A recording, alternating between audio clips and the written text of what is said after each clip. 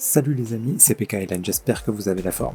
Aujourd'hui, vidéo importante, on va voir comment réussir ces trades avec un parfait exemple qui s'est produit juste après ma vidéo d'hier. On refera aussi un tour sur l'analyse du Bitcoin, BNB et Ethereum. Donc je te conseille de rester jusqu'au bout, mais avant ça, si t'es pas encore abonné, bien sûr, je t'invite à le faire, à activer la petite cloche pour ne pas rater les prochaines vidéos, un petit com, un petit like, partage de vidéos, etc. Ça soutient mon taf, ça fait super plaisir. Et allez, suis-moi, c'est parti.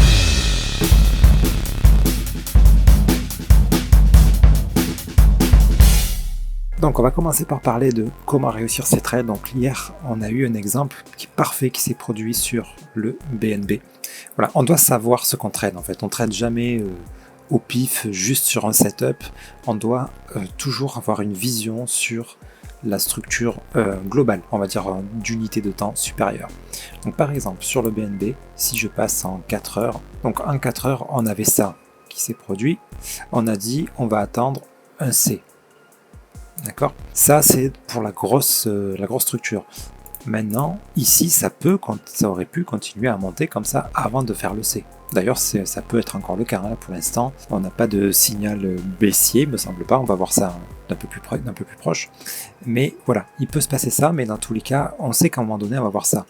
Donc au plus on est haut, au plus on doit faire gaffe au setup d'achat. C'est-à-dire que les setups d'achat se valident dans 90% des cas, mais les 10% qui restent sont ceux qui sont par là. C'est-à-dire que si là on a ça, gros setup d'achat, celui-là il est plus probable qu'il s'invalide qu'un autre, parce que on a ce mouvement baissier qui devrait se reporter là. Ok, si vous ne connaissez pas les structures, les running, flat, les regular flat, tout ça, je vous invite à regarder dans la description. J'ai mis toutes les vidéos importantes de ma chaîne où justement toutes ces figures-là sont expliquées. Bref, on doit savoir dans quelle structure on se situe dans une unité de temps supérieure et voir les opportunités qu'on peut choper, selon les unités de temps. Et ici, là, on a eu le parfait exemple ici. Là. Je vous ai dit ici, attention, il y a un setup d'achat. On était par là.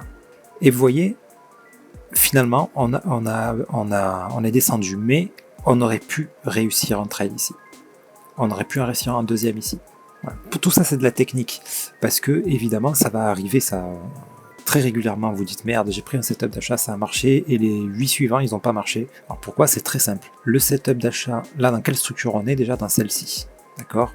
Un potentiel regular flat qui nous annonce une hausse jusqu'au dernier plus haut. On ne cherche pas plus loin que ça parce que plus loin que ça, c'est risqué et vous allez voir tout de suite pourquoi. Maintenant, ce regular flat là, il ne s'est pas validé tout de suite. C'est pas grave. Ça, c'est peut-être toujours un regular flat tant qu'on n'est pas descendu plus bas que ça là. On est toujours sur un potentiel regular flat mais qui met peut-être plus de temps à se développer. D'accord? Ça reste encore possible.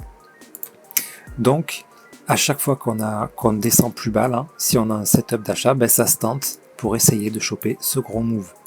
S'il a lieu, il peut ne jamais avoir lieu, mais bon. Pour l'instant, il n'y a rien qui indique qu'il n'aura pas lieu. Ok? Donc, comment on procède maintenant pour réussir un trade? Parce que à quel moment on rentre, à quel moment on sort, c'est vachement compliqué en fait. C'est vachement compliqué. Et là, comme je vous disais, on a eu un beau setup d'achat. Donc, c'était un bon moment pour rentrer. Même si, tant pis, là, il n'y a pas eu de gain. Clairement, il n'y a pas eu de gain. Mais normalement, si on applique bien les règles, on n'a pas eu de perte par contre. C'est-à-dire qu'on a un setup d'achat.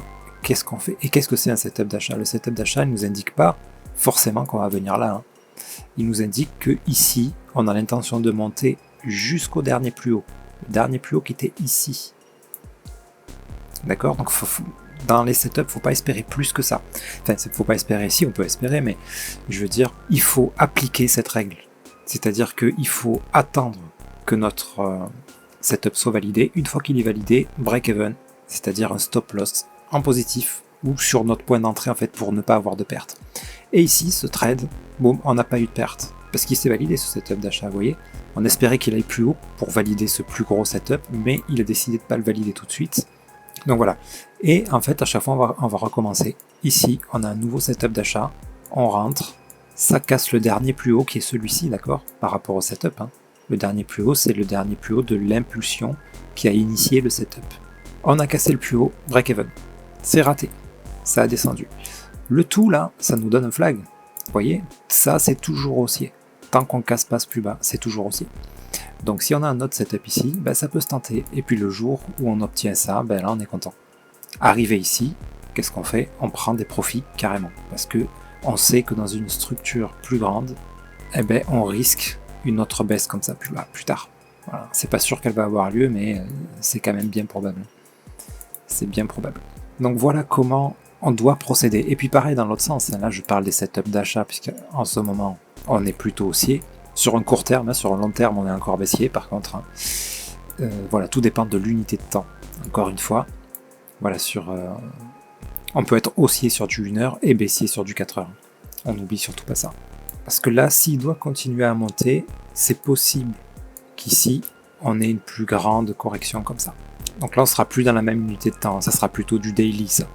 Donc c'est possible qu'on ait ça avant de monter. Et là, ça sera la même chose. Si on obtient ça, admettons qu'on obtienne ça, ici, on va avoir des setups de vente, ici, on va avoir des setups d'achat. Donc on peut prendre des trades en interne. Quand je dis en interne, c'est dans une unité de temps plus petite, en 1 heure, en 15 minutes. Le tout, vous voyez, ça nous donne un setup d'achat en daily, donc beaucoup plus important, avec des gains potentiellement beaucoup plus grands. Mais pour rentrer et sécuriser son trade et le réussir, un trade réussi, c'est un trade où on n'a pas perdu d'argent, c'est déjà très bien. Et parce que si on fait ça à chaque fois, il suffit que quelques trades se valident et puis on est gagnant, quoi, en fait. C'est ça le but. L'objectif, c'est pas de se faire 100 000 $ en 5 minutes. Ça, il faut pas rêver. Enfin, pour faire ça, il faut prendre énormément de risques et 9 fois sur 10, vous allez perdre tout votre argent. Donc ça, c'est pas ça le but. Le but, c'est d'être profitable. Enfin, le but, c'est d'être profitable, d'avoir plus de gains que de pertes. Mais des pertes, on en aura, ça peut arriver. Ça peut arriver, bien sûr. Là, ce que je vous dis, on a un superbe setup d'achat, on est dans la bonne structure et tout, et d'un coup, bam, ça s'invalide. Donc voilà, vous avez compris l'idée, je pense. Donc, après, par rapport au BNB toujours, parce que cet exemple il y a vraiment beaucoup de choses à dire là-dedans, c'est parfait. Le problème de ces setups-là, qui sont dans une petite unité de temps, donc là, c'était même carrément du 15 minutes, du 15 minutes par là, et ça, c'était assez joli, là. Le problème qu'il y a, c'est ça. C'est que si vous tradez en 15 minutes, il faut avoir la possibilité de surveiller son écran très régulièrement, parce que ça peut aller vite. Vous voyez, ici, setup validé. Si on n'a pas regardé le téléphone là, de quelques heures, boum, derrière, on se retrouve en négatif. C'est bête. Donc il faut vraiment être présent devant l'écran quand notre setup est validé pour mettre un break-even. Donc un stop loss en positif. Et après, par contre, on peut lâcher l'affaire, on peut dormir tranquille et surveiller un peu moins régulièrement, voir si on a obtenu plus que juste notre setup. Celui-là, il était beau, celui-là, je l'ai raté, moi je l'ai pas vu pour le coup. Bref, voilà, très important. Un setup qui est sur une unité de temps plus grande, vous aurez un peu plus le temps pour réagir, mais voilà, c'est le problème des setups courte durée là. Voilà, c'est pour ça que moi je trade rarement ça, puisque je suis pas collé au téléphone, bien sûr suffisamment, on va dire, pour pas prendre ces risques-là, quoi. Ah oui, et quand on rentre dans un trade aussi, chose très importante, c'est que on va pas, même si là on a un setup d'achat, on rentre, admettons par là, on doit pas ne pas mettre de stop loss sous prétexte qu'on va attendre que ça se valide pour mettre un break-even. On doit de toute façon mettre un stop loss, parce que ça peut arriver, même si c'est quand même, quand on sait repérer un setup d'achat, c'est quand même rare qu'il se valide pas, au moins comme il a fait là, un tout petit peu, pour après descendre, c'est très rare, mais ça peut arriver, d'accord, notamment dans les endroits que je vous ai dit là, c'est que ici, par exemple, on a une impulsion, une correction en A, B, on attend un C, donc si on a un setup d'achat ici, c'est quand même bien probable qu'il s'invalide pour nous donner le C, ok, parce qu'on a toujours en 3 temps comme ça les corrections. Donc voilà, ça reste possible, donc dans tous les cas, c'est pour ça qu'il faut rester vigilant et toujours mettre un stop loss. Comme ça, si on a une perte, elle n'est pas catastrophique. Donc, où est-ce qu'on met le stop loss? Au départ de l'impulsion. Quand on rentre dans un setup comme ça, stop loss ici. Ok, on rentre dans cette impulsion, mettons on rentre ici, ou même ici, stop loss ici, au bas de l'impulsion. Parce que même, ça peut être rageant en fait des fois, parce que ça arrive qu'il fasse ça, et puis derrière ça monte. Vous dites, si j'avais attendu, j'aurais été un positif. Mais c'est pas comme ça qu'il faut raisonner, parce que si vous faites ça va marcher 1 fois, 2 fois, et un jour vous allez perdre énormément. Et tous les gains que vous aurez fait sur vos petits trades, vous allez les perdre en fait.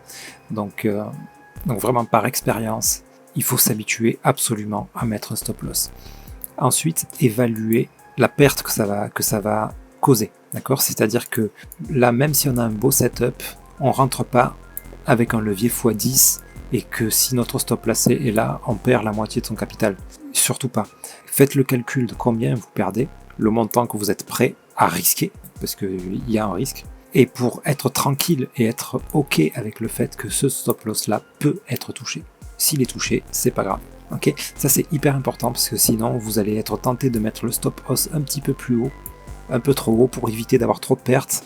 Et là, dans 98% des cas, je vous assure que ce qui va se passer, c'est ça. Vous allez rentrer ici, mettre un stop loss serré ici pour pas perdre trop.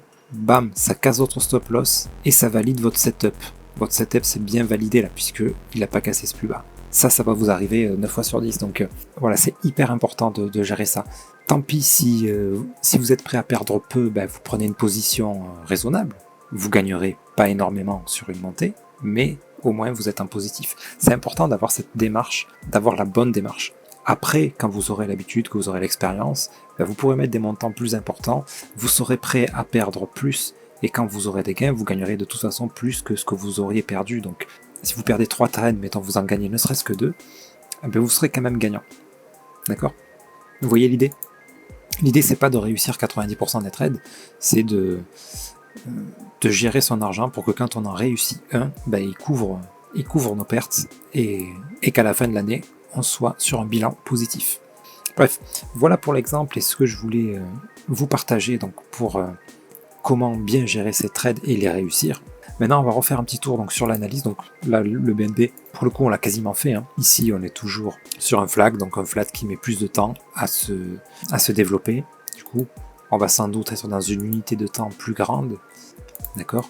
Peut-être, non, même pas 1 heure, ça va être peut-être un setup 4 heures. Vous voyez, là, on a quand même un joli petit flat là, potentiel. Donc, à surveiller. Et encore une fois, moi, perso, on est dans une zone là où moi, je vais plutôt attendre. Si je dois prendre un trade, je vais plutôt attendre qu'on ait cette grande correction. Même si ça monte un peu là, hop, je vais attendre une correction qui correspond à peu près à cette amplitude-là. Et là, je recommencerai à chercher des setups d'achat et peut-être à prendre des trades. Voilà pour ma façon de faire. Maintenant, si vous êtes un peu plus souvent que moi devant l'ordi, etc., vous pouvez gérer ça aussi, quoi, cette petite partie-là. Donc pour le Bitcoin, donc je pense que la news d'aujourd'hui, elle n'a pas été très bonne. Là. Pour le coup, je ne l'ai pas suivi moi. Et je ne suis pas les news de toute façon, et volontairement, parce que ça joue sur l'émotionnel. Et l'émotionnel, c'est très mauvais. Moi, j'analyse la structure, ça a toujours fonctionné jusqu'à maintenant, donc on ne change pas les bonnes habitudes. Ok, donc en tout cas, pour ce qui est du signal haussier qui était ici un running, cette fois, on a atteint la bonne amplitude. On a atteint la bonne amplitude. Là, on doit être sur une amplitude similaire. Tout à fait. On est parfaitement sur une amplitude similaire. Donc là, s'il y a des setups d'achat, ça se tente. Ça se tente jusqu'où? Jusqu'au dernier plus haut, c'est-à-dire ici. Pas plus. Après break-even, etc.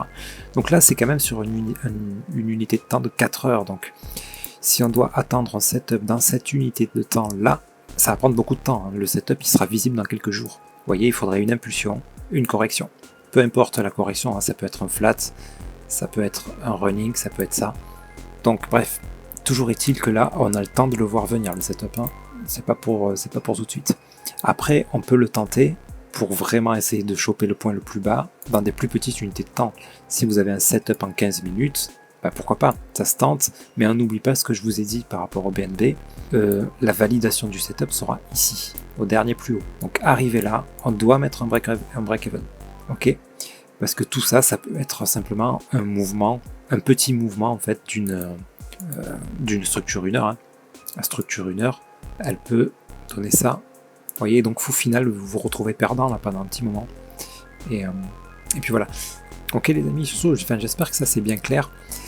Dans tous les cas, on surveille ici. Et qu'est-ce qu'on surveille? Ce bas-là. On ne doit surtout pas casser ce bas-là. Si on le casse, c'est plus un running. Donc il faudra attendre la suite pour pouvoir anticiper les prochains mouvements. Toujours est-il que voilà, cette zone est dangereuse parce qu'il y a eu une news et voilà, moi dans ce genre de cas de figure, je préfère rien faire. Mais maintenant, quand même, vu que la structure est vraiment pas mal, s'il y a un setup d'achat, là, pour le coup, je le tenterai sans aucun doute si je suis devant l'écran à ce moment-là, bien sûr. Ok. Pareil pour le TH, on avait dit qu'il y avait un potentiel running qui lui était suffisant. Mais alors, par contre, on a eu plutôt un setup de vente ici, donc effectivement qui s'est validé. Et là pareil, hein, c'est jusqu'à ce plus bas là, si on prend un sell, même principe, hein, break-even après. Hein.